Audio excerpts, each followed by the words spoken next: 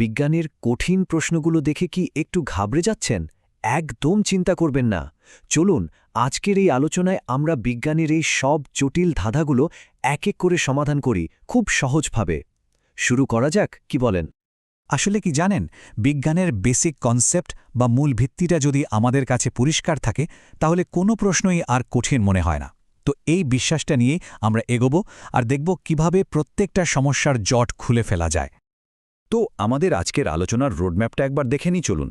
আমরা প্রশ্নগুলোকে কয়েকটা ভাগে ভাগ করেছি যাতে বুঝতে খুব সুবিধা হয়। প্রথমে দেখব বল আর গতি, তারপর তাপ আর আলো, এরপরে বিদ্যুৎ আর তরঙ্গ, তারপর ডুব দেব পরমাণুর ভেতরে, আর সবশেষে থাকবে রাসায়নিক বিক্রিয়ার জগৎ। তাহলে আর দেরি কেন, চলুন শুরু করা যাক আমাদের প্রথম সেকশন দিয়ে, বল এবং গতি। এই অংশে আমরা মহাকর্ষ, শক্তি আর গতির মতো একদম বেসিক কিন্তু খুব গুরুত্বপূর্ণ কিছু বিষয় নিয়ে কথা বলবো। আচ্ছা, আমাদের প্রথম প্রশ্নটা হলো অবাধে পতনশীল বস্তু নিয়ে। কখনো লিফটে করে যখন হঠাৎ নিচে নামা শুরু হয়, খেয়াল করেছেন কেমন যেন ওজনহীন লাগে, তাই না? ব্যাপারটা ঠিক ওরকমই। কোনো জিনিস যখন একদম ফ্রিভাবে নিচে পড়তে থাকে, মানে ফ্রি ফল হয়, তখন তো ওকে সাপোর্ট দেওয়ার মতো কোনো বল কাজ করে না। আর এই সাপোর্ট ফোর্সটা না থাকার কারণেই ওর আপাত ওজন হয়ে যায় শূন্য। সুতরাং এই প্রশ্নের উত্তরটা খুবই সহজ, শূন্য ডাইন। এবার আসা যাক ২২ নম্বর প্রশ্নে। এটা গতিশক্তি বা কাইনেটিক এনার্জি নিয়ে। এর ফর্মুলাটা তো আমরা জানি, KE = ½ mv²। এখন এই ফর্মুলার সবচেয়ে ইন্টারেস্টিং পার্ট কোনটা বলুন তো? ওটা হলো v², মানে ভেলোসিটি স্কোয়ার বা বর্গ। এর মানেটা কি? মানে হলো বেগ বাড়লে গতিশক্তি কিন্তু সাধারণভাবে বাড়ে না, একেবারে লাফ দিয়ে বাড়ে, কারণ সম্পর্কটা স্কোয়ারের। তো প্রশ্ন অনুযায়ী বেগ যদি ৩ গুণ হয়ে যায় তাহলে গতিশক্তি বাড়বে ৩-এর স্কোয়ার, মানে ঠিক ধরেছেন ৯ গুণ। ২৩ নম্বর প্রশ্নে একটা দারুণ তুলনা করা হয়েছে চাঁদ আর পৃথিবীর মধ্যে। আমরা তো এটা জানি যে পৃথিবীর গ্র্যাভিটি বা মহাকর্ষ বল চাঁদের চেয়ে প্রায় ৬ গুণ বেশি শক্তিশালী। এর সোজা মানে হলো পৃথিবী সবকিছুকে অনেক বেশি জোরে নিজের দিকে টানে। তাই একই সময়ে একটা বস্তু পৃথিবীতে যতটা দূরত্ব পড়বে, চাঁদে কিন্তু তার চেয়ে অনেক কম দূরত্ব পার করবে। বল আর গতির জগৎ থেকে এবার আমরা ডুব দেব তাপ আর আলোর দুনিয়ায়। এই পর্বে আমরা দেখব শক্তি কিভাবে তাপমাত্রা নিয়ন্ত্রণ করে আর আলোর কিছু মজার বৈশিষ্ট্য। ২৪ নম্বর প্রশ্নের উত্তরটা কিন্তু এই সংজ্ঞার মধ্যেই দেওয়া আছে। তাপীয় সাম্যাবস্থা বা থার্মাল ইকুইলিব্রিয়াম জিনিসটা কি? খুব সহজ করে বললে, যখন দুটো জিনিসের তাপমাত্রা একদম সমান হয়ে যায় আর তাদের মধ্যে তাপের কোনো লেনদেন হয় না, মানে মূল শর্ত একটাই, টেম্পারেচার সমান হতে হবে। ২৫ নম্বর প্রশ্নটা আমাদের নিয়ে যাবে তাপমাত্রার একদম শেষ সীমায়, পরম শূন্য বা অ্যাবসোলিউট জিরো। এর মান কত? সেলসিয়াস স্কেলে এর মান হল -273.15 ডিগ্রি। ভাবা যায়?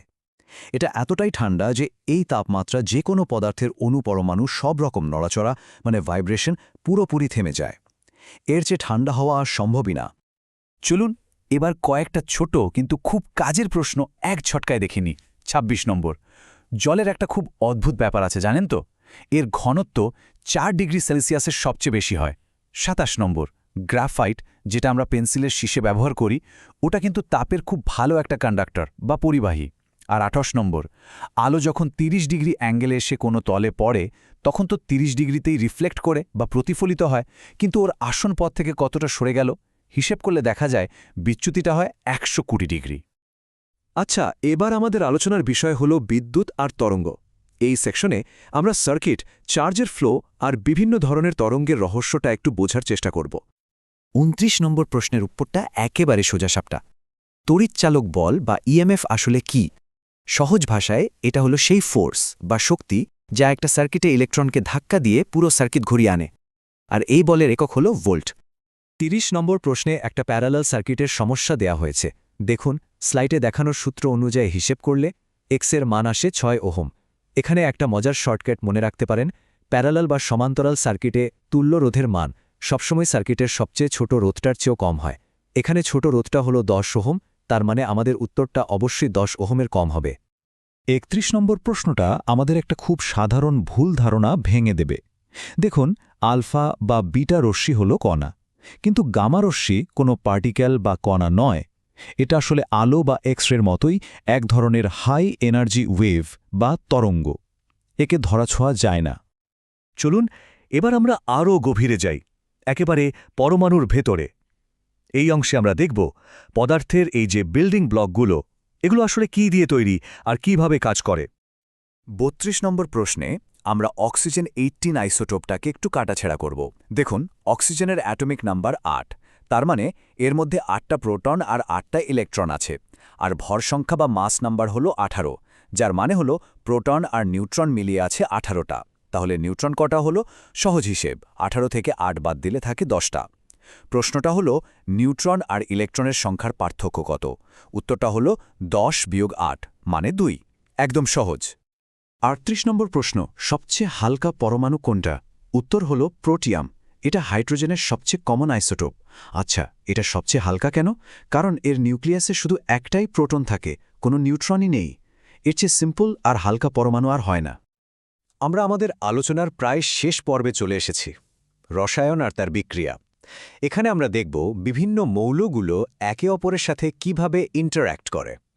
চলুন এবার রসায়নের কিছু কুইক ফ্যাক্টস জেনে নিই। ৩৩ নম্বর, ক্যালসিয়াম হাইড্রক্সাইডের অম্লগ্রাহিতা হল 2, কারণ এটা দুটো হাইড্রক্সাইড আয়ন ছাড়তে পারে।